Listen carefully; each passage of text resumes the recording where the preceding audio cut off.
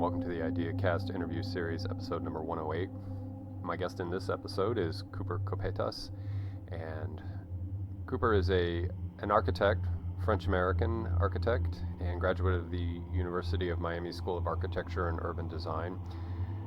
He's also he specializes in parametric design, and we don't cover that so much in the conversation. We talk in this conversation about urbanism, and we go through a timeline, a sort of provenance story of urbanism, and we, at the end or towards the end, examine some of the challenges that urbanism faces in the future. And so there's a lot of richness in between. I was grateful to have Cooper as a guest. I learned quite a bit, and I hope you do too. I hope you enjoy this conversation, and thank you so much for being here.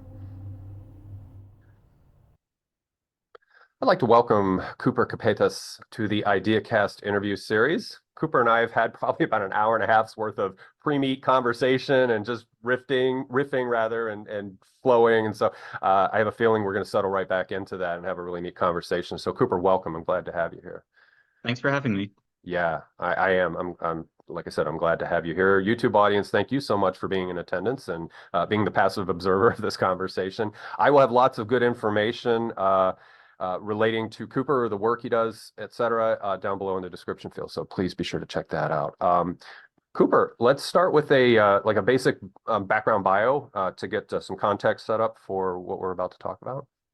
Sure. So a little background more relative to the topic at hand. I am I guess, classically trained architect from the University of Miami, born and raised in Paris, France. My expertise are in mostly classical architecture, classical theory, as well as parametric design. So two very different things. But somewhat related in terms of their application, so that's the architectural background. I am also the co-founder and chief innovation officer of a software startup based out of Paris, France, known as Magma. And like the 2-second pitch, it's Carfax but for real estate, with a blockchain component and 3D model components. So that's in the works currently. Okay. And for those curious about Magma, I will have a link to the website down below. I was looking at the website. It's really neat for an ADD guy like myself because there's things going on. And I have no clue, but it was really cool. Check it out. Again, as I said a moment ago, there will be relevant links and information down there for Cooper's work. Now, I know one thing that in researching your work, I found that you had submitted plans for the part of the reconstruction, the spire, I believe, of the Notre Dame Cathedral. You want to give us that anecdote real quick, because I thought that was really fascinating. And there was an award. There was an award given for the design itself too. If my research is coming back up. So there was, I guess. As you know, the spire catastrophically burst into flames. It did. Reasons in I believe it was 2015. Or no, when was it? 2019. What am I talking about? Yeah, it was on I think you're 15th right. of April or something. That's what it was in 2019, I believe. Yeah. And the same week, the Prime Minister of France at the time, Edouard Philippe, vocalized this idea of having an international competition for the design of a new spire. I guess his mind was on the same track as projects that had been done for the Louvre. Basically, though the Louvre did not catch fire, or at least the may have actually a couple times. But I mean, the pyramid itself was not built after a fire. Right. Yeah, but it was the same idea, in the same kind of optic, basically bringing something new, right, to the city of Paris, and to the French, and to not only the national patrimony but the world patrimony. Because that's truly what Notre Dame de Paris is. Anyway, so I decided, and I'll throw in my, ideas, right? And I got right to drawing a concept that was actually derived from some readings that I did on Viollet-le-Duc, who was the architect of the spire that had burst into flames, a it was a mid-19th century, so 1851 or 1855, I think was the year it was started and finished around that time. And he was essentially the first neo-Gothic architect of France, perhaps even of the world, where he had rebuilt or studied and then rebuilt many of the cathedrals and churches throughout France in a style that had not been explored since maybe the 13th century, at least on the French continent. And or at least the European continent of like where France is on the continent, right? So Britain, you know, there are stragglers here and there, but and so the design that I proposed was essentially a manifestation of a 21st century version of what Art Nouveau is, because he was also, through his writings, the father of the concepts of Art Nouveau, which would later be picked up by some of his students or contemporaries of his students, such as Victor Horta and Hector Guimard. And it was a very obviously, it's in the name, a new style that was relatively short-lived in the grand scheme of architecture history. Okay. And I thought it was, why not a neat idea to approach this academically, in contrast to many of the other projects that were flooding the internet with these, you know, skylights and like, you know, some of them were fun, you know, some like parking lots. That's just funny. But the others were just you know, these big skylights that made no sense and like structurally, you know, defying gravity and whatnot. You know, like it would not even on the moon would it work really. But you know, it's all good fun. I think what happened though is that a lot of these projects scared conservative people in France who otherwise perhaps would have been interested in something a little bit more innovative. So I proposed something that was more on the academically oriented innovation, right? How do you interpret something from the mid-19th century, or an idea that was born in the mid-19th century, and apply it to the 21st century? And so that's what I proposed. It got a bit of press here and there, you know, but in the end, like the very conservative Catholics of France, and mixed in with the politics of you know, Emmanuel Macron and the protests. I mean, when are the French not protesting? You know, Yeah, right. public. That's what it is. That's what it is. And we love them for that. But they ended up just rebuilding, you know, the same as it was before, which really with the best top craftsmen on the planet. So, you know, it's in good hands in terms of design and manufacturing. I think they unveiled a little bit of it already, which it really does look great. But the problem is, this is a point I made in the news, I guess about a year ago or maybe two at this point. I kind of lose track of time, but it unfortunately it'll be more of a footnote in a history book about Notre Dame de Paris, as opposed to a whole new chapter. You know, like it's a legacy building for architecture for the people, you know, especially now because it's owned by the Republic and not by the Catholic Church. So there's, you know, there's a whole history of the revolution and whatnot that goes along with it. And I really think that it would have been a perfect, you know, I'm not, but I mean, I would love for my project to have been picked, obviously, but I was really pushing for something new, something, you know, most of the cathedral is still there. So yeah. But anyway, yeah. So that was the, you know, a slightly longer but explanation of the project itself. So it's in its, and I'm so ignorant. I don't know if it's the reconstruction is done, or are they still working on repairing and reconstructing They're still working on it. structure? Okay. They're still working on it. I think I mean, it's been, you know, braced and everything. It's supposed, you know, it's supposed to reopen before the Olympics. I doubt that. Okay. I doubt that because, you know, all projects come with their hiccups, and this is a promise. A grand projet, as they say, these like these things that the presidents or the leaders of France, they each have to have their grand projects. This is Macron's grand projet, basically. Yeah. But you know, and maybe, you know, I think there's a lot of politics that go into the grand projet, and this one was to probably appeal more to the conservative side of French society. You know, I mean, you know, it's politics. You got to please both sides in the end to, you know, remain relevant, right? So, you know. Yeah, But, there's nothing wrong with compromise, but yeah. There isn't. And honestly, like they didn't pick like, you know, some cheap mason, or I guess, contractor, to do this thing, right? Lowballing. They got, yeah, lowball. This thing has got to open before the Olympics, but could we not, like, let's ease up on the detailing and the ornament, please, Yeah, or worse yet, have Uh, corporate sponsorship. The yeah, corporate Spritz fire. sponsorship. Yeah, Yeah, McDonald's exactly. presents. Yeah, that's The rosette, America. like Pepsi in the rosette or something like that. Yeah. Yeah. And on the third day, God said that there would be Pepsi. Yeah. The Last Supper with Yeah, the last Pepsi time, bottles. turn wine, they turned the water to wine and the wine to Pepsi. Before I run off all our Catholic viewers, I guess I should Yeah, slow yeah, down. But it's all meant with due respect. So, yeah.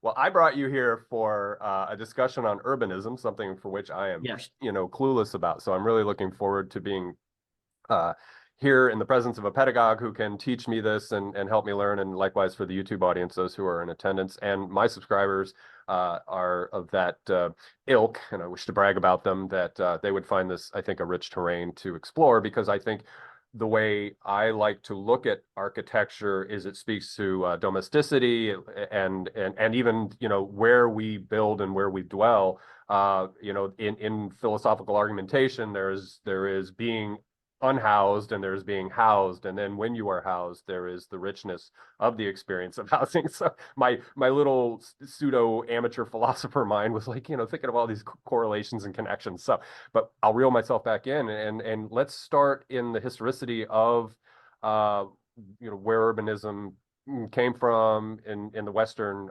lens, in the Western culture, and I'll just turn you loose and let you let you teach me. Sure. Let's see. Well, I think there's 7 chapters to urbanism, 7 grand chapters, perhaps, that I can think of at least. And one of those chapters is pre-urbanism. Okay. A little primitive hut, little just mud homes, around with their own little fire, but they're around a city center, a little center, a little connection, basically. I guess that's the first chapter, right? The old, leaving the cave, leaving the nomadic life and setting up shop somewhere, because, well, this will work just fine. There's plenty of food around here, and we're comfortable and we have control over fire, so we can, dry things if we need to, don't need to move out of the way unless, there's a flood or something or some catastrophe. But anyway, that's the first chapter. And I think there's you can write whole books about, the transition from that little hut to the first ziggurat empires of Egypt or Samaria, or where like the what happened in Mesopotamia, basically, like the growth of the first civilizations. And I think those are the first true urban moments, the first examples of grids that you see in architecture. And these are things that we're gonna, like, in the world of urbanism, the grid, the street, and the street wall are both public spaces. It's not just the space that you walk through, it's also the space that you see. That is part of urbanism, right? It's not just zoning, planning, and it's not two-dimensional. It's very much three-dimensional.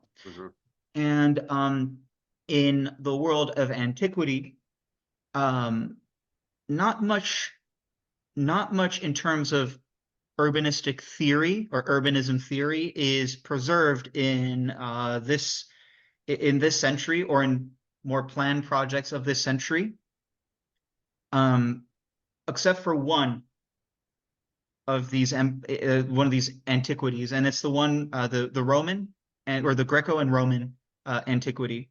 And in fact, if you look at the first, we were on Paris, so I guess we can stick to Paris in this example. But before the Romans showed up in Gaul, in this loosely described area or province north of the Seine River, as described by Julius Caesar in his campaigns, it was described as Lutetia. And Lutetia, or Lutes, was the first Roman settlement on the Seine River. And this settlement was known as a Roman castrum. And a Roman castrum is a city plan or a military plan for a mini city or a little village that is split in two, with or in four, I mean, with two major avenues. There is the north-south road, known as the Cardo, and the east-west, known as the Decumanus, I believe. And those two cardinal axes point to a city center, and these are retained in most historically Roman cities in Europe, whether Paris, whether Rome, whether Londinium or London, I guess, right today. Who calls it London? It's always been Londinium. Yeah, Boudica called it. Yeah, Yeah. Come on, Londinium. Scorn. Yeah. So anyway, Yeah. sorry. Shout out to But that's Boudica. no, but the thing is, like, these are the oldest vestiges of true planning, urbanism, right? Okay. As part of, and they trace their roots mostly to the military campaigns of the Roman Empire, right? So we're starting right around basically 2000, right? And they were loosely they were designed not just to split up the camps, but after the camp, like for military camps, but after the camps grew into something bigger. You know, they would have the city walls that would kind of pop up to protect the camp, but there would be commerce that would build around it. And there would be services that would be put in also for the locals, basically the Parisi who lived in Lutece, right? Where I believe the name is derived from that, the Parisi, the people who live there, which they named it Parisium. So, you know, it's a whole mixture. People call different things, the same thing, different things. But anyway, so as the Romans settled there and started truly building an economy around those types of towns like Paris, they would put in amphitheaters for sports, baths for, you know, public hygiene, and the very first Roman insulae also, which are apartments. So all of a sudden, you're adding height, you're stacking, you're creating density. There's good examples of Roman insulae that still exist today, many of them in Rome. I believe in Herculaneum, you'll see an example of a two-floor, fully preserved two-floor Roman insulae, which is really incredible when you think about it. Because, you know, most of them just fell apart because they were built with concrete as opposed to stone, which is what most of the Greek Empire or Greek kingdom and empire and, you know, their republics or democracies were built on, mostly stone, right? Okay. So it's more difficult to preserve stuff that is, you know, made with concrete and brick, unless it's buried by, let's say, a volcano. But that's quite a tangent. But to say that, so all the foundations for a very strong walkable urban grid, dense ecosystem with multiple floors, a street section which, instead of being more flat, becomes more of a, you know, like, instead of a, let's say, like 2-to-1 proportion, it becomes a 2-to-2 proportion, you know. In fact, these proportions become very important in, you know, the three-dimensional experience of a city. And well, when the, you know, at least when the Roman Western Empire fell, so did the planning of cities in the Roman sense. Okay. And yeah, and that takes us to more of a, I guess, Middle Ages. You know, I mean, again, these are very broad spectrums, right? There's a lot of there's a lot that goes on. But what's important to know is that the little town of the Middle Ages is almost a reversion to that prototypical town. Okay. You see what I mean? Right as we were settling into pastoral culture and things like Exactly. that. It's like, Okay. God damn it, we're going the wrong Reset. way. It's a reset. But and you know, a lot of it has to do with, like, well, at that point, especially in Europe, the Catholic Church, we're sticking really to the European continent here. You know, I mean, there's stuff going on, obviously, in Asia, there's stuff happening in America, even Africa has its whole, like, culture of cities, but a lot of them still remain these old ziggurat cities, you know, from the more, and like, these are antiquity cities that kind of stayed and you know, kind of dissolved, and unfortunately there's not as much historical analysis on those types of cities yet, but you know, we're getting on it. Anyway, so So in the Middle Ages, what would happen is main streets would pop up Mm. for commerces, right? Muddy, not so paved, main streets. And these main streets would be the central commercial areas, typically flanked by churches, maybe a little center for government, like like city halls of sorts, for lack of a better term. They weren't necessarily straight, but they would typically occupy either the Cardo or the Decumanus Okay. that was left by the Romans. You know, Hmm. if the pavers hadn't been pillaged over time, then that's what would that's what basically be the starting framework. And it's important to keep those two lines in mind because they really, again, like whether Rome, whether Paris, whether London, they remain the main axis of a city. And typically a city center will be found at the intersection between the two, Okay. or just close enough. Hmm. Example of Paris, it's an island. The Ile de la Cité, it's one of the two. There's Ile Saint-Louis, and there actually used to, and the northern part of Paris used to actually be a third larger island because the Seine River broke it off, Okay. which was then controlled by canals over time because they were sick and tired of it flooding. Which I get it. Which is why it's called Le Marais for the people who visit Paris. Next time they think of staying in Le Marais, it actually means it's a place that floods, a place that stays wet. Okay. Okay. Yeah, and that whole area was basically surrounded by another filament of water from the Seine River. Mm. And anyway, these little medieval towns or pockets in these towns, these little pockets, medieval pockets of bourgs would show up. These little commerce centers that kind of satellite around the major quadrants of the city with no true planning. It's more organic planning. We're sticking to urbanism. It's more, I just got to build a house next to this guy who's got to build a house next to this guy, next to this guy. And you're just creating like this very narrow, thin street wall. All of a sudden, the proportion isn't, this square. It's more like a 1-to-3 proportion, Okay. right? And you can think as good examples, the old parts of Paris or the old parts of Rome. Well, most of Rome is old parts, at least in the center. It hasn't changed much since even the pre-Renaissance, with its little it's palazzi here and there, right? But the idea remains the same. It's this very vertical construction and very narrow buildings. Typically, the dimension of a building, like say the difference between a large apartment building and a little row house, has to do with, at least at the time, the size of the timber that they would use. Now, how tall is a tree? And if I flip the tree in the x-axis, I go from z to x, right? Or I guess we're staying in 2D. So from y to x, how can I stack it? And that's about the dimension of a tree. That's just the natural proportion. So a lot of these medieval homes that we think of in Europe, especially, tend to be narrow and tall, and that's just by virtue of the timber that they had lying around. Okay. Yeah.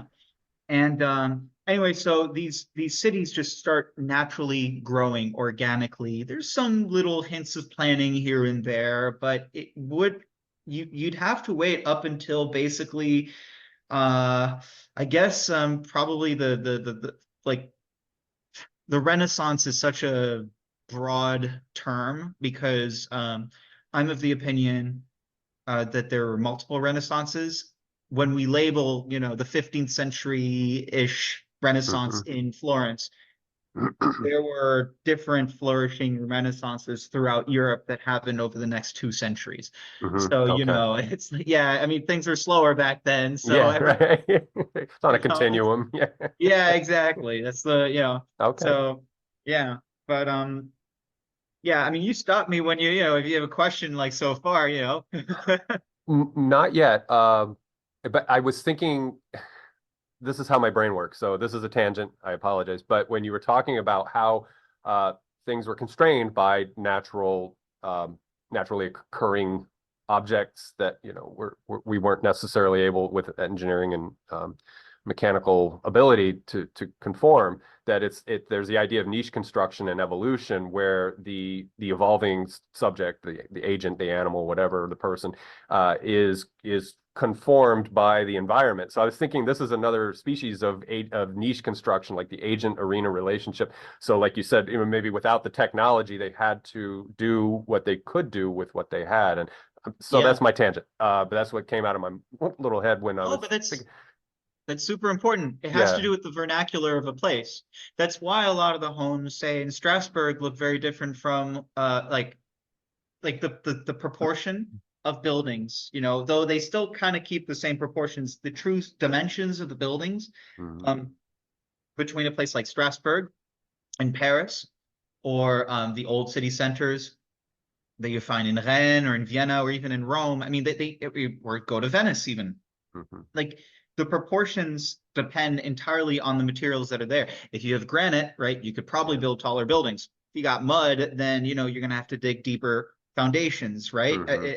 And but then where do you get the wood from? And that's the birth of vernacular. Why are certain pitch roofs? That's an interesting one. So, you think of a gable roof, like there's triangles like in a medieval street that just repeat, more or less. But in Paris, that's not so much the case. I mean, Mm. there were some, but mostly the gable roofs actually were rotated so that things would fall down directly onto the street and not in between buildings. Ah, okay. So there's Yeah. like, there's some variety there. And again, it's this organic thing, like it's organic urbanism, but there's a key word there. And you bring it up, vernacular.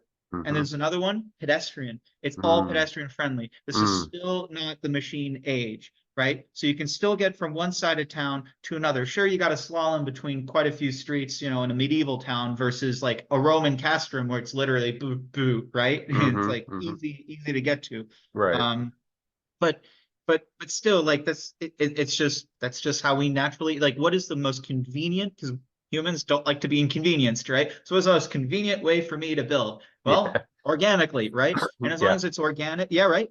But the thing is, though, organically grown architecture, until a point, actually becomes problematic because well, you're built in a floodplain, Mhm. like in Paris or even London. I mean, most of these major cities are actually built where there are Versailles or Marais, right? Mhm.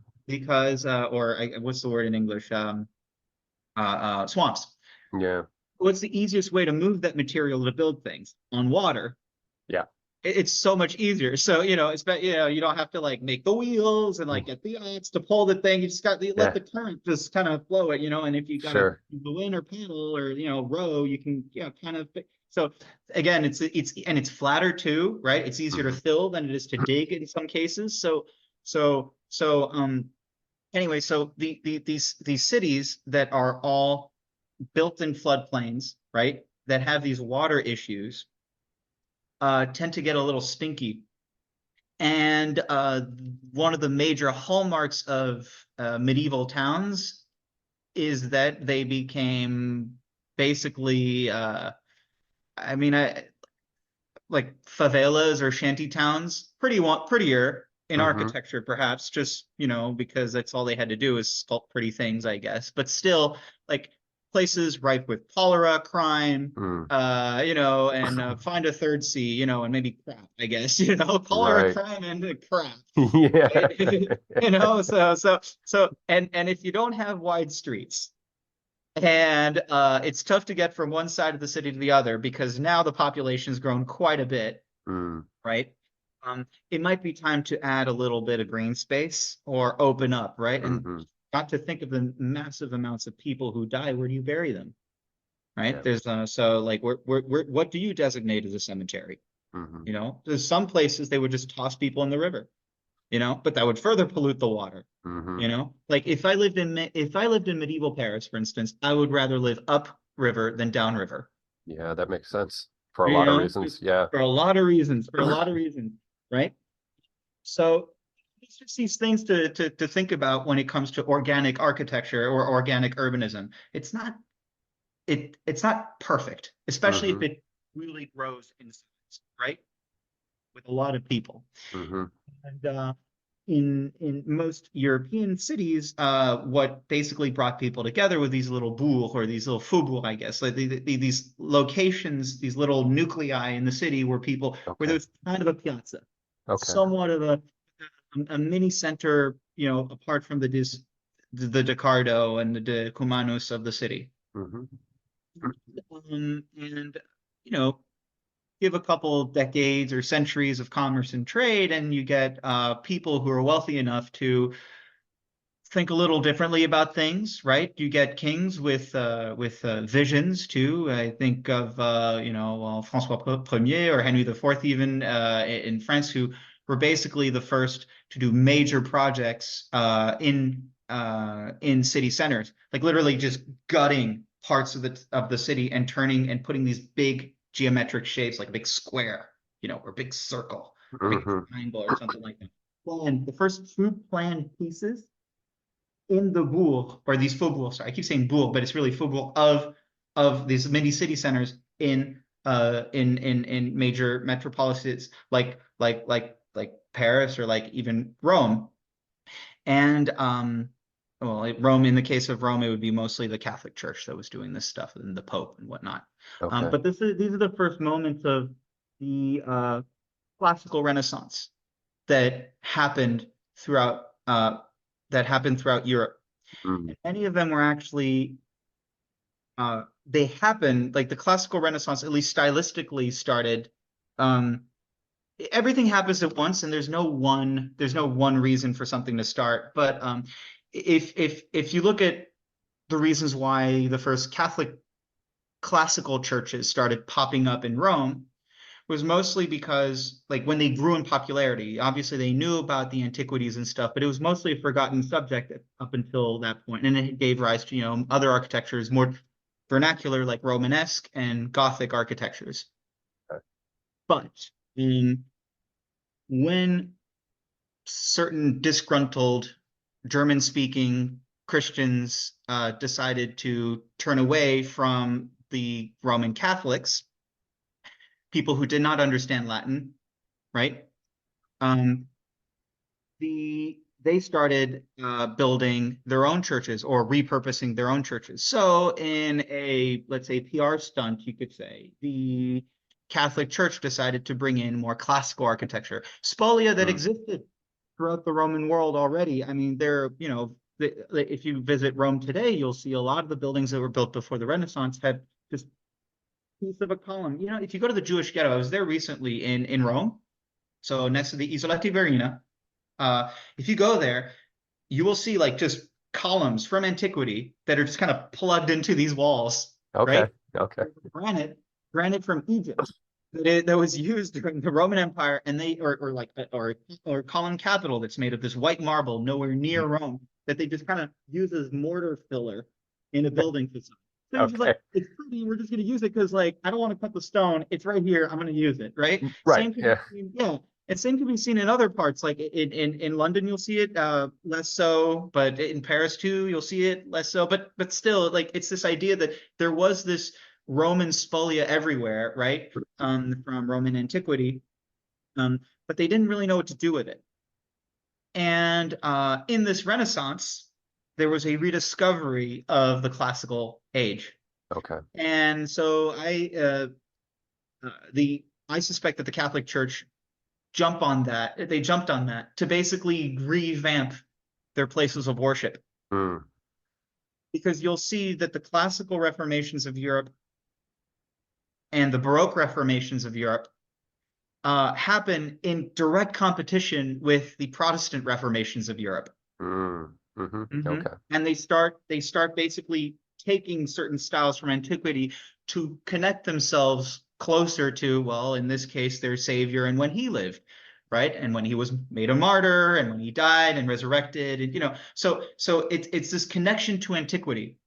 And that's the idea of the classical urbanism. All of a sudden, things that are discovered in Rome are being brought in by, say, King Henry IV. Mm. So to France. So we're thinking like around the 16th century, about, Okay. early, yeah, 16th century, and they're bringing classical architecture that's being explored in Florence and Rome to France. And And this finds its way into the first planned mini communities within city centers, which are a complete departure from the organic development. And if you were to visit, say, a place like the Place des Vosges in Paris, you'll notice that it's a very classical French-looking brick and Parisian sandstone street wall with colonnades, arcades, right? So it's very classical looking. However, it's missing pieces. You have columns without entablatures, like the post and lintel, but they don't have the lintel because these are people who did half the work. They weren't the best. They weren't the best contractors. They weren't the best architects. You know, it's celebrated architecture today. But if you go there with a classical architecture textbook and you look at the street wall, you go, this doesn't jive. It doesn't work. They're missing a piece. Right. You know, Cost cutting. Exactly. Cost cutting was just like, you know, lost in translation too. Right. Okay. So yeah, and you see it a lot. You see it a lot. And so you could see it's a slowly, you know, it's a slowly gingerly blooming concept throughout Europe, right? But this classical idea of aesthetic also matches the classical idea of the Roman castrum, the organization, the composition. Okay. The way you format, dedicate space. You know, this is where the forum goes. This is where the amphitheater goes. This is where the baths go. This is where the temples go. This is where the oracles will live. You know, that's the idea, right? And so this idea, this connection to antiquity, basically grows into an enlightenment of society. And an enlightenment of society is where people are wealthy enough to basically spend time not working on how to survive, but spend time learning how to read, right? Listen to music, and all that stuff. And at that point, they're basically pulling out these books that were kept in abbeys for centuries, just being copied by, you know, abbots or whoever was deemed a criminal and didn't want to face execution would be, you know, destined to just copy books in a language you didn't understand. But now they had access to literature and print, and they were able to share the theories of classical architecture. And really, that's when the theory of, or the antiquities were really, I guess, more democratized in a way to the rest of the people. Okay. Right.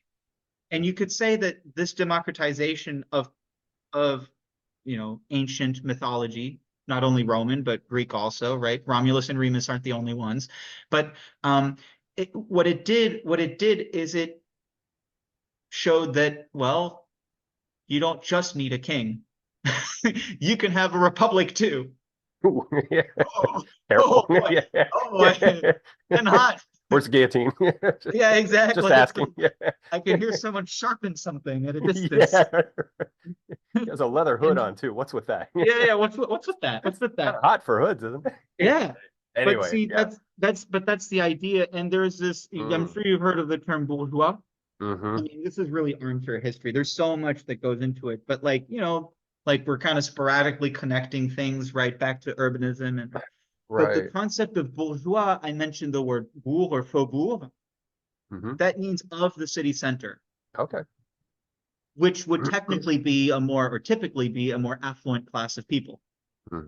So a bourgeois, at least, you know, a bourgeois means not nobility, but a wealthy person who's read a little bit of antiquity. Because when you're noble, all you got is basically church, courting the king, and you know, that's about it, you know, and you know, watching plays of ancient myths and stuff, right? You know, they're taking Hercules and they're turning him into a cherub, basically.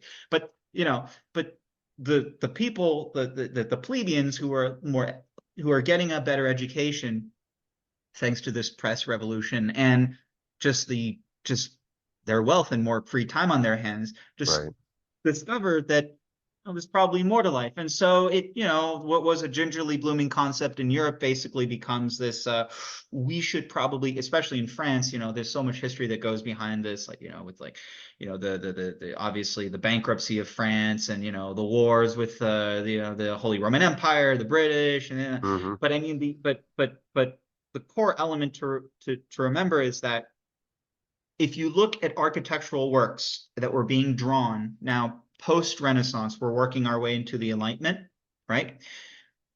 You will see that the work is a lot more elaborate. just the drawings, not even the stuff that's constructed. There's the Laveau facades of the Louvre, for instance, which are these examples of nationalized classical architecture, the Mm. first of their kind, really, right? That were originally commissioned by the king, Louis XIV, right? So we're talking, right, we're really in the 18th, well, the 17th century to early 18th century.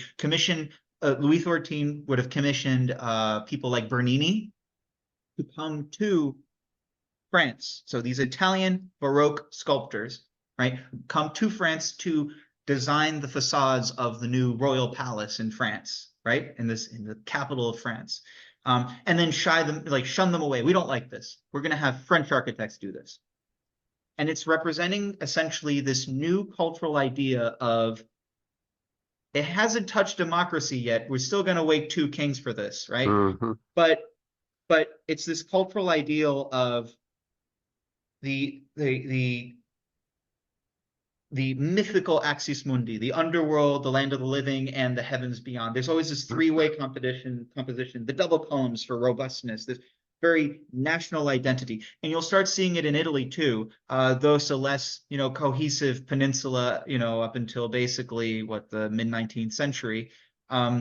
You'll still see it. Like there's these, at least like the different fiefdoms of Italy will have particular styles attributed to their particular, lords, essentially, right? Okay. So it's this identity, and it's using the classics to create this identity. And you'll see that these new projects, especially in Paris, tend to be very large, with like avenues, with city squares, higher density, more people, obviously, cleaner, fewer trees. I mean, there weren't that Mm. many, I guess, but still, it's just like, but still the small introduction of trees, but not so much. It's just all of a sudden it's become a lot more idealistic.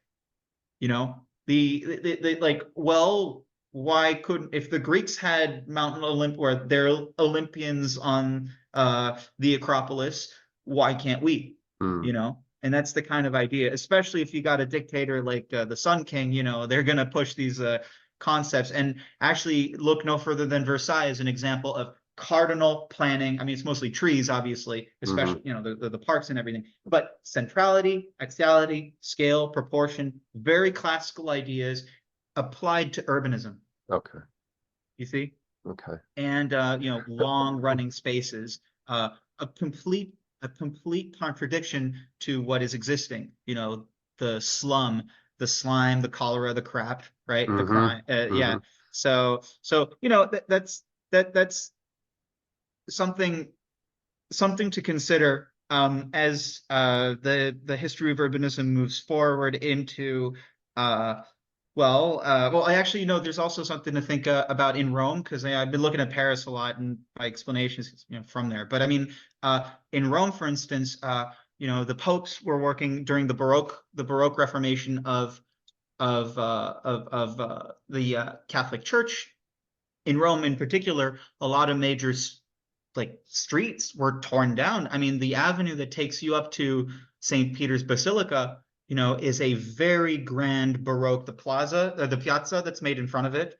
Okay. Living in Miami for so long, piazza, not plaza, piazza. In front of it, right, is a very Baroque expression of planning, right? But it's also very Olympian, Mm. large, very vast, very, it's not necessarily for the people. This one's for God, but still, like, it's you're taking the public place of worship, which was once a church, on the inside, and you're transplanting it to the outside with no roof. Mm. It's Mm. the Holy Realm has basically, the church, which was a refuge from the three C's, has Mm-hmm. basically kind of grown out into the city, right? And that is also free from the three C's, right? Mm-hmm. Mm-hmm. So these again, these are like little nuclear moments, right? They're not massive gestures just yet. Okay. If you look at the plan by Giambattista Noli, I think he's an 18th century architect. He did actually a really interesting plan of Rome that shows the difference between public and private space, which it's really fascinating. It's everywhere in Rome. You'll see like prints of it in like hotels and stuff, or restaurants, especially Mm. the more touristy areas. But people don't really look at it. If you look at it, it's really cool. private space is black, public space is white. Mm, That's it. mm. That's all it is. It doesn't show, from what I remember, it doesn't show actually the lot lines. It literally just shows what you can go into and what you can't go into. It's very cool. So Mm. the churches are open, like they're drawn as clear, right? Except Yeah. for the little columns, obviously, which you can't walk through, and like the back of house of the church. So it's this really cool analysis. This idea that, well, this is really like there's this nuance, this fluidity between the public space and the private space, and that's what urbanism really is. And but it can't just be organic. It's also got to have some like gestures, like the clear, defined spaces. And you could say, I mean, this basically, this idea also was in cities like Paris, and after the revolution, you had some very interesting planning initiatives that happened. So we're more towards the 18th century, early 18th, I mean, late 18th century, early 19th century, where there were these projects after gotta compose my thoughts here. What happens what happens when you kill a king, right? How do you control the people? What's Right. going on? Well, there is a national assembly. So all of a sudden you have what was once a monarchy, a kingdom, like in ancient Rome, a kingdom from the classics that becomes a democracy, Mm-hmm. like in ancient Rome. Mm-hmm. Kingdom, democracy, and the next one coming up is empire. Well, there's a guy named Napoleon who kind of came into the picture after Marie Antoinette got her head cut off. The Austrians weren't too happy about that. So, it was a very short-lived democracy. And there was Robespierre also, who tried to have his hand at a, more, dictatorship, totalitarian way. But these projects, the very first projects for the people were being built. So revolutionary, like from the revolution, architecture looks a lot like, let's say, what a communist bloc looks like, Mm-hmm. but in more classical looking architecture, Mm-hmm. obviously not the same technologies. But their communist bloc style architecture being built out in Paris, which is really, really like a huge plot twist in the evolution of urbanism. All of a sudden, it's not a decision made by a king, it's a decision made by the people. Mm. And so it's no longer, it's not this, and it's organized people. So it's not organic. It's truly organized. They start the same way, organic and organized, but they're very different in this. Like we are planning out things for the people. And you can think of examples like under Napoleon, where Rivoli, the street Rivoli, those beautiful buildings that a lot of people confuse as being Haussmannian architecture. They're not. They're actually pre-Haussmannian by quite a while too. But they are examples of rigid, repeating, homogeneous, very communist in thought projects, right? When you think about it, Sterile. almost sterile. Yeah, I mean, they're very beautiful. They're Right. beautiful architecture because unlike the communist architecture, they still look to the classics to design. Oh, okay. So their aesthetically, project. they're not sterile, but the monotonous, the monoculture of Exactly. Okay. Exactly. Mm-hmm. Mm. But they're still very inspired by, we're not going to toss aside everything either, right? Mm-hmm. There's still, thousands of years of history that we cannot ignore. We just rediscovered it. Why would we throw it away? Right. Went to all that trouble. Right? Yeah. Let's reuse it somehow. Mm-hmm. We did a lot in the Napoleonic style. His conquests in Egypt, for instance, also bring new architectural styles. We started this conversation about the ziggurats, right? The architecture of the pyramid, the architecture of, ancient Egypt. Well, you see a lot of the motifs and proportions from those antiquities that actually find themselves transplanted into Parisian architecture too, which is really wild. Not that many left, but there are enough that you could see, oh my God, what's the face of a Sphinx doing, in this wall? Why are the columns so thick? You know, well, it's to reflect more the style of the temples that were discovered in along the Nile River, essentially during the Napoleonic campaigns. Mm. So again, they're really celebrating what they discover, and they give it back to the people, through empire, ruthless dictatorships. Let's not kid ourselves, but Yeah. it's still right, yeah. Yeah. But but it's still this idea that and I think that's the difference between a kingdom and an empire. I mean, there's, I'm sure there's a more dictionary definition between the two. I don't think it's distance Hmm. that differentiates a kingdom from an empire. I think, the size of something. You can have a very small kingdom or a very large kingdom, a very small empire. I believe empires are, first of all, the third in the trinity of types of government, right? From monarchy to democracy to empire. Hmm. But also, empire basically takes the centralized control that a monarchy has, but redistributes it to the people in a way a democracy does. Hmm. And I think that, and you can see it in architecture. Imperial style architecture is some of the most socialist architecture you've ever seen. Compared to the small projects of a king like Henry IV, most of the buildings that were built in Paris under Henry IV were projects for noblemen or for Mm. very wealthy people. Whereas Okay. the Haussmannian Revolution of Paris, which would be the big, we could say the pinnacle of imperialist architecture. That architecture is socialist by virtue of the fact that different floors, the density in this case, wider boulevards. So we're back to more of a, maybe Hmm. 2 to 3 proportion, Okay. even maybe 2 to 4 proportion. Or I mean 4 to 2. Sorry, X first, Wider Y first. streets. So like Right. Right. yeah. And so we and it goes from like this, and but that's the idea. And as you add floors to these more homogeneous buildings now, Hmm. homogeneous style, there's a particular style, and this is really important when it comes to analyzing the urban ecosystem, is that this integrates all social classes within one building. Mm. And as you work your way up, the poorer people get, many of them serve it like it's service class on the ground floor, then like more noble class or bourgeois on the, the nobile, the noble floors. And then as you work your way up, it works all the way to servant class, Mm. right?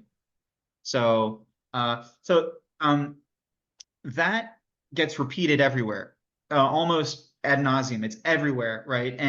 But it becomes so popular in Paris. So I'm missing a lot of dates here. I should be pushing on dates. It's around 1850, I guess, when Napoleon III takes power. He was ironically the first president of France and the last emperor of France. Again, it's this idea, it's this cultural tie between democracy and empire. It's like, I know what to do, but stick with me. Don't listen to the assembly, listen Right. just to me, yeah. Hmm. Um, and it's this and you'll see that over this next 20 years of renovations or reformation of Paris, not only is the street wall getting taller, the boulevards getting wider for all sorts of reasons, basically get rid of the 3 Cs, right? And Hmm. increase security for the city, presumably. Although there's been some analyses that it's not, like, it's easier to get from one side of the city to the other if there's a straight line, right? So for an army, it's more tactical, but it's also more tactical for the invading army to, Right. come in more easily. Yeah. So, yeah, so I don't buy that argument. And in fact, I think what that very concept was the downfall of Napoleon III when the Prussians invaded Paris in Mm. 1871 or Okay. 1870, and stayed until 1871. They walked through the streets pretty Why? successfully. Yeah. Yeah. There's like, There's yeah, trade-offs. Yeah. Yeah. yeah, there's trade-off. Oh gosh. Yeah, yeah. But so those motions in urban design also, in terms of housing, became very important in terms of park planning. The first major parks grew out of those reformations. And in fact, that's when you start seeing this transplant of ideas to the United States, Mm. truly in planning, right? Where, say, a Central Park was like 1850s-ish, right, by Frederick Law Olmsted, in the same time, you had Alphonse building his parks in Paris, which also happened to be these water reservoirs too. But he would also transplant little pieces of parks throughout the city. There's amazing books that actually cover this, which I'm sure you can put in the description to the video, Yes. right? Yeah. Yeah. Some of them are tough to come by. Visit your local library, and if not, visit your local university. They tend to be university, like books that you find in universities. But it's, again, one of those ideas that the park has become part of the people, in sharp contrast to, the green space. Say in London, the green space is reserved to the backyard.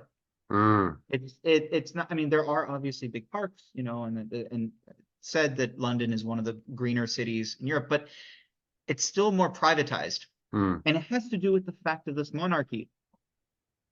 It's more keep to yourself kind of attitude, as opposed to give it to the people, right? Whether they want it or not, they're getting it. Okay. Which is why Victor Hugo hated, Napoleon III. The guy's an enigma. He complains all about the three C's, right? But he also hates Napoleon III, for like tearing down Paris and building, a cleaner, safer place. Yeah. Go figure. Can't make him happy. It's like, well, what do Right. Which I'm going on the record. I'm not advocating for empire or dictatorship. We've gone past it. Yeah. But we're trying to see silver linings here, right? Yeah, exactly. Because even Mussolini and Generalissimo Franco, exactly. they were very much into, revitalization and things like that. Terrible people. Very terrible people. Yeah, never replicate. No, let us not. We can do the they good threw stuff some without the breadcrumbs bad. out. Yeah. Yeah, exactly. Exactly. Oh my gosh.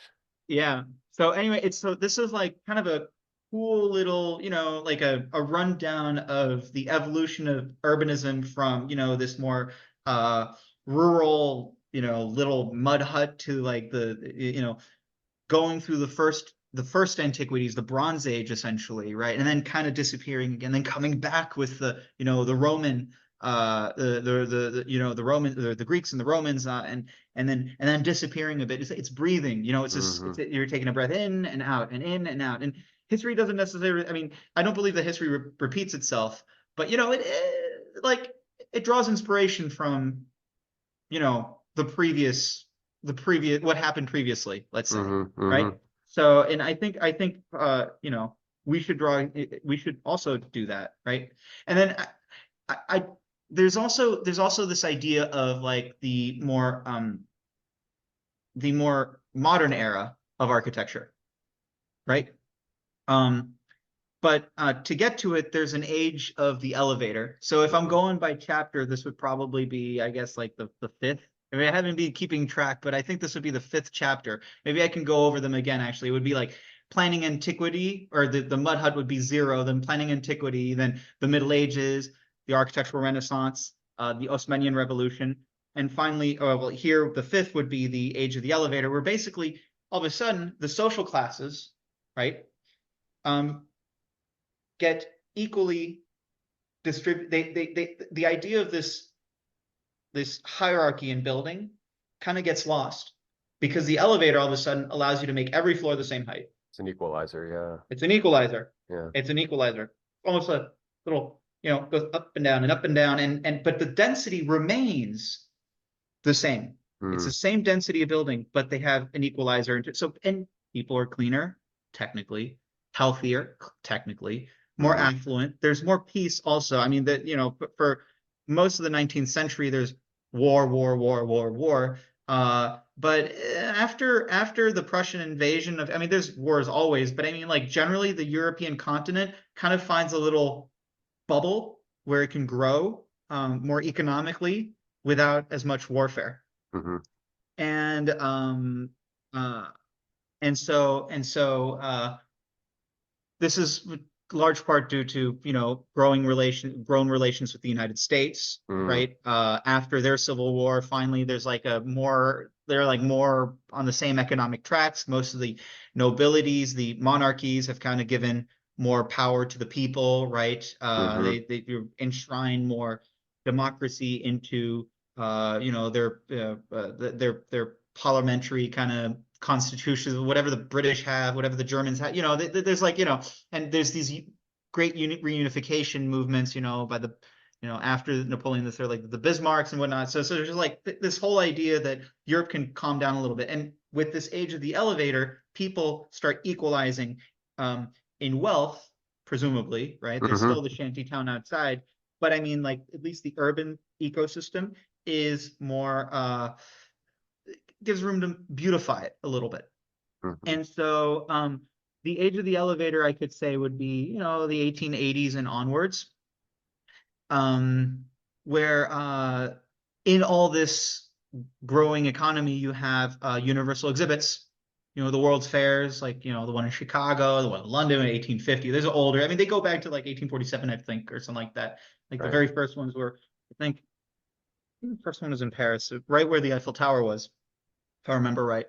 Um, but they really grow in popularity after the 1880s. And this is where they create these planned micro cities, like an Olympic village almost, within the urban ecosystem that has been built. And you Okay. get these amazing works of architecture, like a true blooming architecture. And all of a sudden, it becomes more of a fanfare, Disney-esque district that you find in different cities. And they're very temporary, right? They keep some of their buildings, like, the famous one is the Eiffel Tower, but there's also the Grand Palais in Paris. And, there's bits and pieces in London too. There's some fair buildings in Chicago too, in New York as well, in Mm-hmm. Barcelona, right? All Mm-hmm. of it Beaux-Arts architecture, all of it from that century, mechanical, equalized, Mm-hmm. competitive, right? It's become a lot more industrious. And there's also this fear in paradigms that, well, you know, ironically, I believe that that's probably one of the prettiest, let's say, moments in architectural history and urbanistic history. But it was also done in sharp, let's say, in sharp riposte, right, to this fear of industrialization, Mm. coldness of the machine. In fact, I believe Jules Verne's very first book that was published almost like 150 years after he had written it, because there was some debate on whether or not he had, well, first of all, it was lost, and there was debate on whether or not he had actually written it, but he did. He talks about a dystopia in the 20th century Paris, where it's Mm. all machines and art is lost, and it is very ahead of its time, very, Mm. very ahead of its time, very steampunk-esque, right? But minus Right. the beauty. Right. And I think this is what happened. It was this idea, well, how do we counter this? Well, with beauty. So the idea of street beautification in the architecture itself, novel idea in Belgium, and it was transplanted to Paris in the 1890s, where there were even competitions on who had designed the most beautiful facade for the year, most beautiful door, most beautiful facade, most beautiful street. Mm. And they were and you could see these, if you go to Brussels, you'll see it. If you go to Paris, you'll see it, these medallions essentially given to different buildings for every year, the Mm. winner of this year's competition. And it became so interesting that the architects were given slowly more freedoms to elaborate on their design styles, right? But still within the framework of a very strict zoning code. Okay. And this is where the ideas like Art Nouveau, and there was a rediscovery of Gothic architecture. We talked about the Notre The Dame, right? Well, neo-Gothic, yeah. yeah, the neo-Gothic, exactly. And like these mergings of styles and rediscoveries. And again, because stuff that had been lost because the classical rediscovery, Gothic and Romanesque architecture, was being rediscovered, because now at this point they'd seen too much of the classical stuff. They're sick of it. So they're like, all right, what else is there? But still transcribed in the orders of classical architecture and this classical planning of Mm-hmm. a city. It's very important. And this basically lasted through the Gilded Age, up until the 1900s, well, early 1900s, until World War I, and with this like transition from Art Nouveau to Art Deco, which didn't happen as suddenly as people might think. It Mm. actually happened over quite a few decades if you look at the work by those architects and their students. But um, what happens is, this is the pinnacle of urbanism. You have your large streets, your large government buildings, but you also have your small neighborhoods connected by tramway, but the densities are still pretty kept, right? But there is a part of the world that isn't doing that, and that's America, where they're starting to build a lot taller, right? The age of the capital. And who has the tallest tower, who has the but still prettiest tower. You see what I mean? It's still this like we're still fighting, like it's very tall, but also has to be very pretty because like pretty is, or I know it's a subjective term, but let's say ornament, intricate proportions, there's some objective beauty to it. Yeah. Something impressive. And it's not just you walk by and go, oh, cool, that's a cool shape. No, it's like, oh, this is actually beautiful. Like I will study it. This is even if you become complacent, you look at it and go, all right, yes, it's very nice. Right. And unfortunately, after World War II, a lot of this stuff kind of just it suffered, mostly because of the democratization of the car. So all of a sudden, prescribed routes that were for trains, very specific, it's tougher to build a train track than it is a road, right? For a car, it can go off road. So it's it's more difficult to control, one might say. See what I mean? So in this lack of control over the development of a city, well, the city just kind of starts doing that organic shit all over again, the more medieval, but a lot more spread out now. Okay. It's like a spread out medieval architecture, where it's like, I'm building over here and I'm building over there. And it becomes virtually inaccessible. That is just in terms of planning, but also in terms of style. There was this idea that all of a sudden the classical world belongs to the empire, belongs to the 19th century. We don't need it anymore. The beautiful stuff is of an era that, probably found its height up until, let's say, the Great Depression. And we don't want this anymore. Let's simplify stuff, because this is too much decadence, it's too much cream, it's too much Baroque, it's too much, which, on the face of it, sure, but really that's not true because most of the stuff was designed to beautify the city. It was designed to make things interesting. It was designed to occupy people with beautiful things too. Right. To designing, to study the craft is very academic approach. That unfortunately was crippled, at least I would argue, and I'm going to get a lot of architects pissed about this one, but I believe it was crippled by the first modernists, who really talented architects in their own right. Really. They also happen to be classicists in their education. The famous Corbusier was a classical Swiss chalet designer before he really, designed his, 5 principles on architecture, simple orders. Okay. But I think what happened is, since I think the first modernists were the undertakers of classicism, and and by doing that, they did not teach classical architecture the way it had been taught to them, to their students. And it caused a stylistic, urbanistic retardation of centuries of knowledge. And what's happened is, what happened was that we got an era of postmodernism, suburban sprawl, car-centric, air-conditioned space. And it was, despite all the wonderful things that happened in the 20th century, like the computer age, medicine, the age of the plane. I mean, really, hell, we went to the moon and whatnot. It's great, but we sacrificed something, which was what brought us to that point. Yeah. And unfortunately, this education in classical urbanism, the origins of what make great cities great, has been lost to universities even. And they don't teach them in school anymore, or at least not as much. They're a footnote, as opposed to a central theme to teaching architecture theory.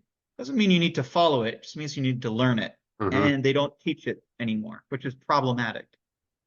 That coupled with the fact that a lot of architecture design is done through computers, which is fine. Mm-hmm. It's just that computers, I speak from experience, computers do not help you see what you're designing. Mm. They help you model what you're designing, but you don't see it. You don't have this moment of reflection doesn't exist in the same way that it does with drawing. It's a Mm. very helpful tool, but it cannot be a replacement to the tool of designing through drawing, right? And what's happened is a lot of design work has basically created just shapes. You could say the Marvel universe of Yeah. architecture, where it's gravity defying, right? Which comes back to actually full circle to the idea of a gravity defying project for Yeah. Notre Dame de Paris. Right. Do you see the problem? Yeah. There is a genuine disconnect, an asymmetry of knowledge. There is a gap in classical learning that has, I think, fundamentally affected urbanism in a very poor way. Same way we democratically, this organic growth of the car city, right? Highways everywhere and little Mm-hmm. sprawl neighborhoods. The same things happen because of the computer. A lot of sprawling ideas with no cohesion, no cohesion. It's really, really problematic. Mm. It causes super blocks to be built in cities that are historic. Where I live in Miami, downtown is basically an urban assemblage waiting to happen. Developers come in, buy a bunch of historical properties, and then decide at one point to bulldoze them and build one big building instead of redeveloping smaller properties. Mm. That's very problematic. Architecture from the 20s, beautiful stuff too. It's really, really unfortunate. There's one or two oddballs who are still interested in it, but generally it's all a game of me, build, build, build, Right. and there's no cohesion anymore. And that's and no cohesion and no no craft and no delicacy, no, what I said was thought as decadent at one point, the very complex ornate architecture also was very delicate. So we lost the decadence and we lost the delicate part of architecture too, Mm. you know. It And I'm almost not to shit on modern stuff, but it's affected no. also urbanism, you Yeah. know. Yeah. And in speaking of a superblock, it seems to have a duality to it. Like you referenced a sort of monolith arising from what was more disparate units or entities, and also, but and I'm naive, but the lensing of a superblock as something that can be reconfigured or reformed into more pedestrian friendly green spaces and things like that. So is there a dance there? Like you said, that if people are just only interested in dollars per square foot and maximizing everything, like utilitarian thinking versus sort of a Renaissance approach to grabbing a chunk of urban space and reimagining it. Is that going on, or is Well, there is, but it hasn't manifested itself very well. hmm, And I'll stick the super block example. We'll stick to it, right? I hmm, mentioned the sprawl and the cul-de-sac and whatnot. hmm, Leon Krier, a Luxembourg based architect, actually did an interesting little cartoon a while back, in like early 2000s, probably, or late 90s, think of a cul-de-sac as just one long, to get to it, you got one long road with a bunch of houses, right? And then a little turn and you go back, right? Well, the modern skyscraper, the modern apartment building, say in Miami, has basically been that cul-de-sac turned in the Z. vertical? Okay. Hmm. So it's the same idea of isolationism along the whole length. Again, elevator is not bad as long as you keep the scale low. Yeah. Yeah. But what's even worse now, it's not just one elevator to your cul-de-sac. It's multiple elevators to your singular group of cul-de-sacs. A lot of towers, and there's a reason for it, it's inefficient to have hallways in buildings. So why have one elevator that leads to a hallway that's never lit up, that's always an AC with always power to access multiple apartments, Hmm. when you could just have one elevator go straight up to one apartment or service a certain core of apartments. But what it does is it isolates the community even more. Yeah, it's So quite it quite does, literally siloing the community well, in a literally, structure. literally. Yeah. Mm-hmm. Yeah, yeah, yeah, Mm, yeah. And so mm. what happens? A lot of these people, where do they go? They don't walk through the lobby of their building. They go straight to the parking level of their building. They don't even walk out, they drive out. Yeah, yeah. So you have these beautiful well, beautiful. Not, I would argue against myself in this case. Probably not beautiful, but very impressive, tall buildings in Mm-hmm. Miami, for instance, with these Right. gigantic cavernous lobbies that nobody walks through unless it's to go for a jog. Mm, You know, mm-hmm. but in all fairness, there's nothing to do downstairs anyway. Yeah. There's no bakery, there's no butcher. There's this street wall doesn't exist anymore. It's not even there's not even a proportion anymore because it's just like big tower, a lot of space, big tower, a lot of space, no access. And it's because it we've I think the way urbanism has shifted is it's become not even part of the equation anymore of design. Mm, We don't People are content with going from isolation to isolation. They don't need to interact with the city. And yet, someone who owns a multi-million dollar apartment in Miami will go to Paris to visit it. And they will mm, say, what a beautiful place. And mm, they'll ask themselves, why don't we build things like this anymore? mm, And you go, well, I mean, obviously it costs money, but everything costs money. You know, if if the value of a building is location, location, location, as at least I've heard a billion times, then maybe design the location to be desirable in the first place, and you'll get something out of it, right? mm-hmm, So mm-hmm. create desirable urbanism, walkable spaces, no highways bifurcating street. The new Decumanus or the new Cardo is a 8-lane highway for the car, not for the person. Yeah, How is that sustainable? yeah. And what it's caused is food deserts. What it's caused is inaccessibility for people who can't own cars. It's caused traffic, traffic, traffic. I mean, every city has traffic, but traffic is directly linked to cars, not people. It's cars. Cars Mm-hmm. cause traffic.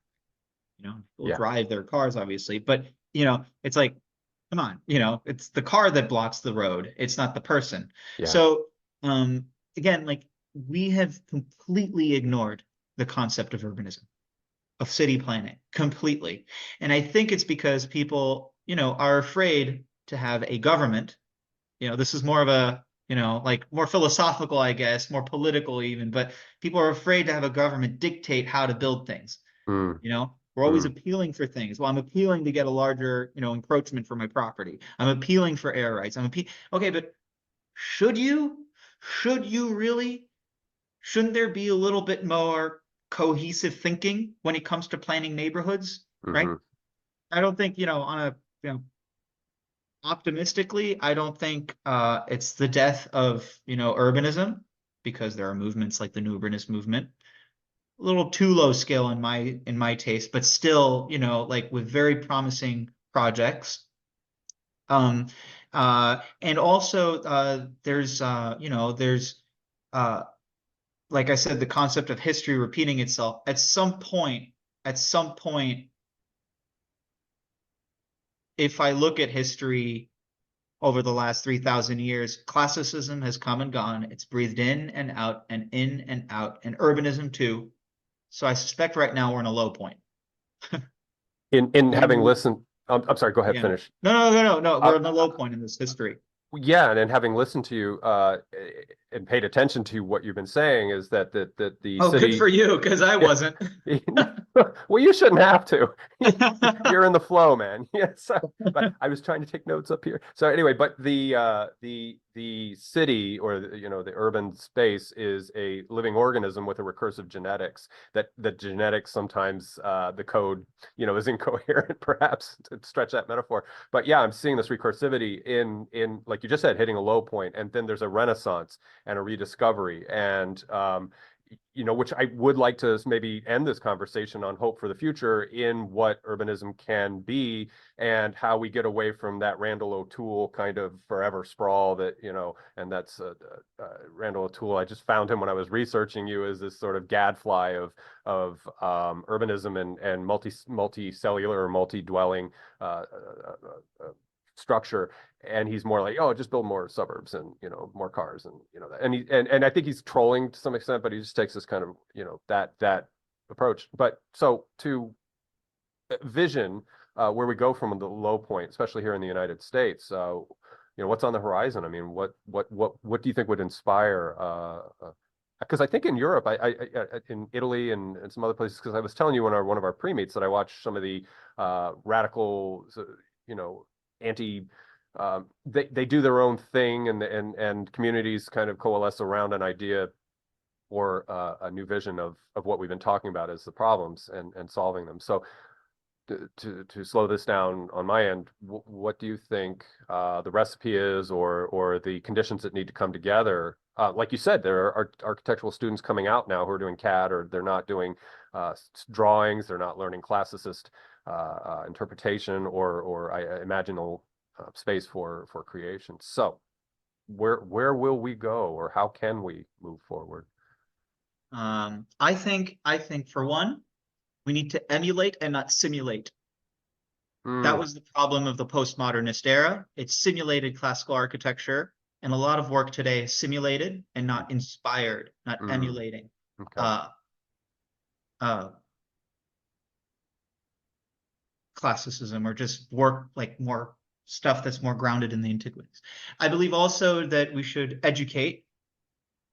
I think universities are fundamentally misunderstanding the future of architecture. They're all competing to do pretty renderings because, at the end of the day, the sheikhs of the world will pay for pretty renderings for projects that are not feasible. They're just simply not feasible. Hashtag neon. But really, it's a problem. I think the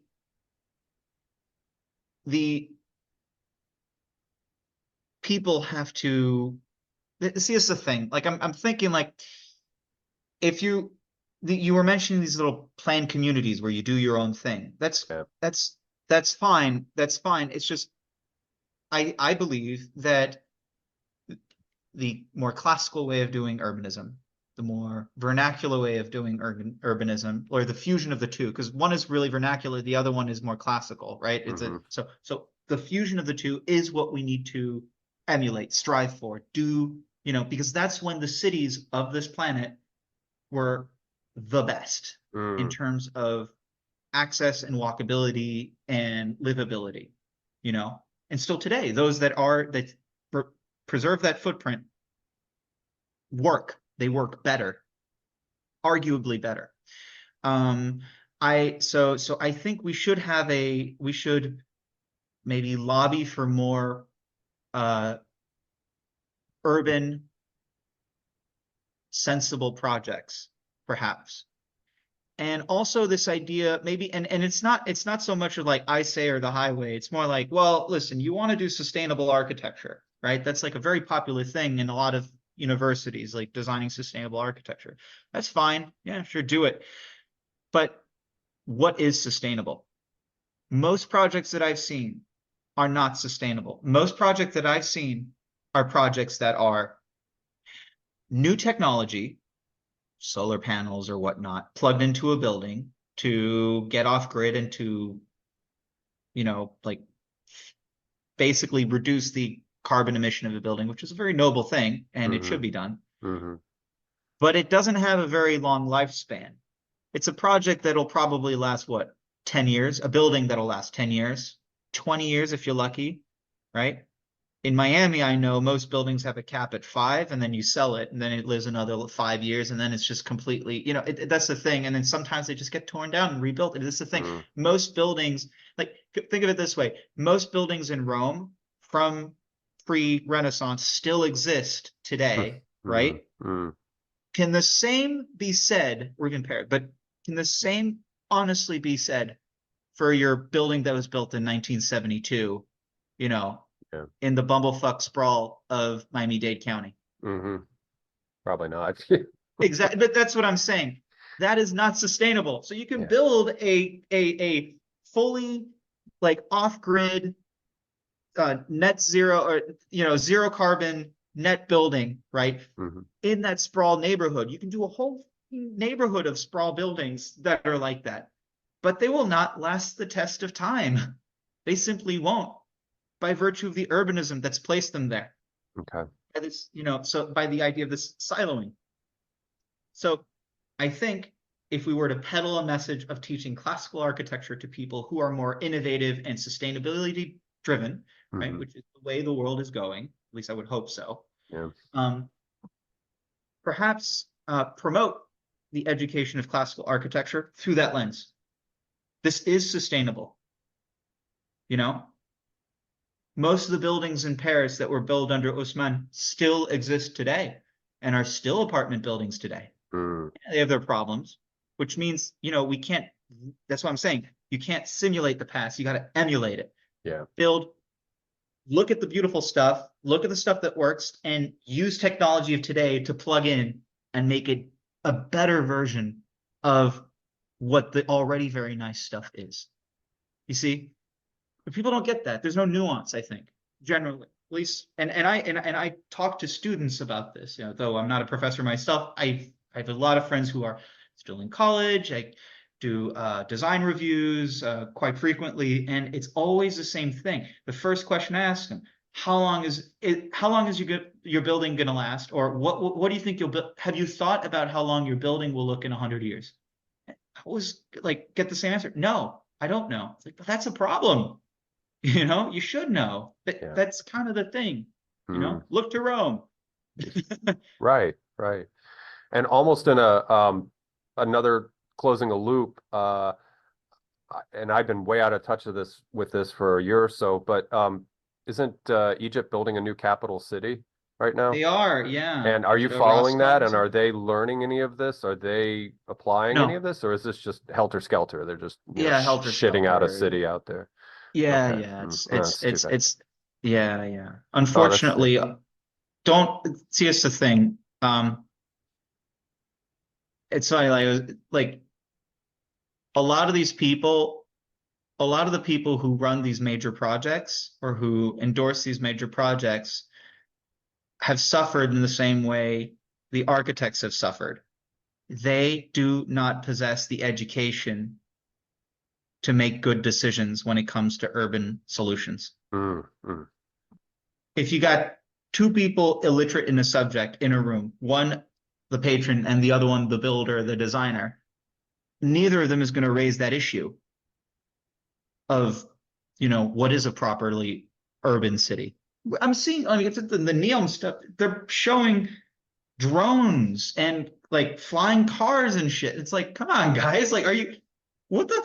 So you want to sprawl now? You want to sprawl in bubbles in the air now? It's not even sprawl in 2 dimensions. It's not 3D even sprawling. Yeah. It's like 3D, it's like 4D sprawling because everything's moving all the time. Yeah, What is this shit? I'd get their Cartesian graphs out just to figure. Exactly. Yeah. Exactly. Yeah. No, let's see. I myself, I'm a Cartesian thinker, and let's think, properly. Let's coordinate this a little bit more. Right. Have it make sense. So I guess the key word, the 2 key words would be emulation and education. Right. Those are the solutions to improving the urban ecosystem of the planet. And I'm not saying build new cities, that's not what I'm saying either. New cities are not the answer either. The best cities have already been built, and if you really want to build because of density and population issues, which are true issues, right? Build next to those cities, right? But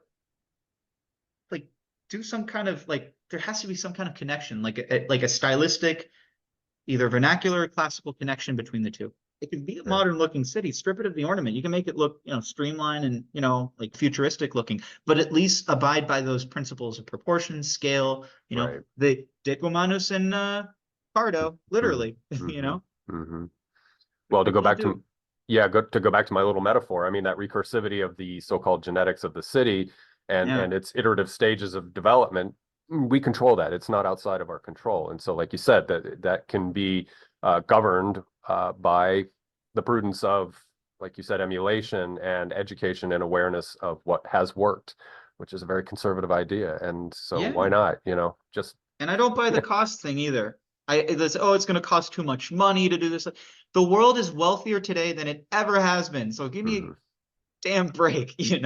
especially like, come on. And if we're indebting ourselves, oh, all right, well, what's an extra $1 trillion? Seriously, Hmm. seriously, Well, if it at pays least invest. dividends in the future, if it's That's the sustainable, thing. yeah. That's the thing. Napoleon the third indebted France, in his massive projects to rebuild Paris. Mm, Thousands of people died, were displaced and whatnot. And I'm saying we should not do that, right? yeah. But I am saying though, the outcome of the work has paid its dividends definitely, you Yeah. know? Yeah. So let's look at the positive of what was done and try to emulate that, Yeah. Again. Yeah. Let's exactly Yeah. emulate it, do that, Hmm. but in the version of the 21st century. We have new social standards, right? Hmm. Morality, ethics have evolved since then. So how do we implement those concepts into the architecture of today? Yeah. You know, what is, like an example, there's been this retro sustainability going on in Paris. Most of the buildings in Paris have chimneys. Mm, Most of them have been condemned. So the buildings that are in Paris do not have, most of them do not have functional chimneys because people would burn coal or fire in their chimneys during the winter months, polluting the air even more, right? So this is an example of historical architecture with an appendage that served a purpose at one point being condemned because it's going against the ethical considerations of a sustainable future. hmm.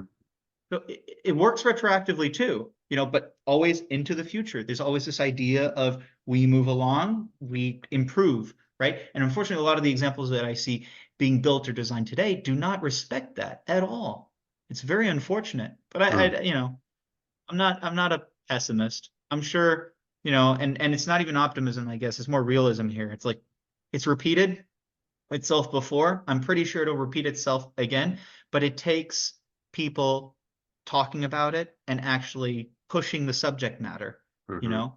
Let's get out of this complacent status quo that we have, and this convenience driven status quo. Let's kind of push the subject a bit, Yeah. lobby for this stuff. I don't know, seriously. I mean, yeah, if there's a gun lobby, do an architecture lobby, you Yeah. know? Well, there's the ecology of the meme and the what I call a social stigmergy, where we all kind of flow with thought viruses. So if you can imbue into the popular culture the idea, the assets and especially people under 40, that can have better capture with this thinking, is to say, here are the advantages. Here's what's happening if here's what could potentially happen, or most likely happen if we reform these ideas. And so there's means and psychotechnologies available to do this. I think Sure. it's just the messaging and who controls the messaging, et cetera, et cetera. And old stuff is not as sexy as new stuff either.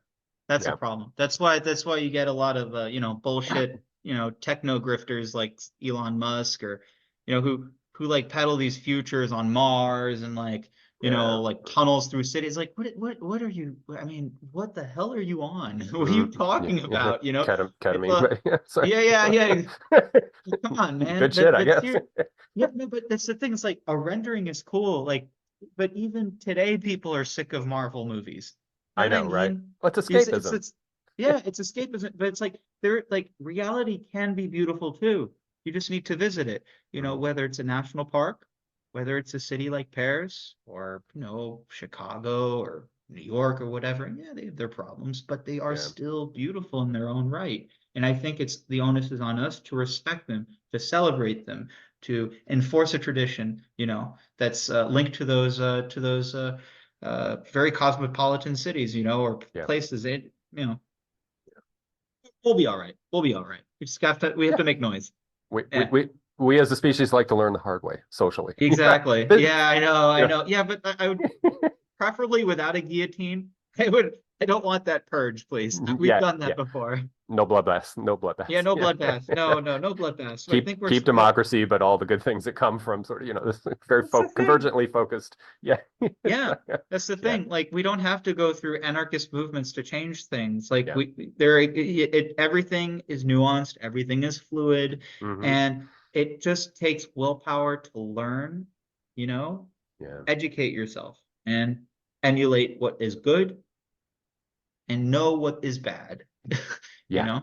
Pretty standard. So Yeah. it's so simple. These rules can apply to everything too. Yeah. It's not just Yeah. urbanism, you know, No, it's we're there's more tapping into something literature. very like platonic here. Yeah. Yeah, exactly, Yeah. exactly. Exactly. But I mean, Oh God. yeah, and I guess one of the last things that I will say on the subject of urbanism compared to what has come before us, and it's a question that I leave, I guess, to your viewers is what does the legacy of our current built environment, the architecture and the urbanism that we are building today, what Mhm. is that legacy going to mean in 100 years Yeah.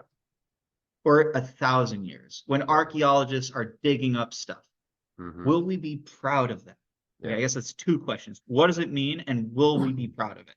Yeah. You know, Will we be a Renaissance culture or a Dark Ages culture?